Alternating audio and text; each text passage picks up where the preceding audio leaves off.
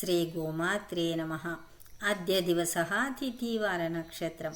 आङ्ग्लेयसंवत्सरप्रकारेण 26अधिकतमद्विसहस्र वर्षे फेब्रवरी मासे 17 दिनाङ्कः मङ्गलवासरः। इदानीं सनातनपञ्चाङ्गप्रकारेण श्रीविश्ववसुनामसंवत्सरे उत्तरायणे शिशिरऋतु माघमासे कृष्णपक्षे भौमवासरे अमावास्यातिथौ धनिष्ठा नक्षत्रे इति भवति। अद्य हन्मत् अत्यन्तप्रीतिदिवसः। एषा देवः भक्तिप्रदातः। सर्वेषामपि शुभकुजवासरः। शुभमस्तु तदास्तु।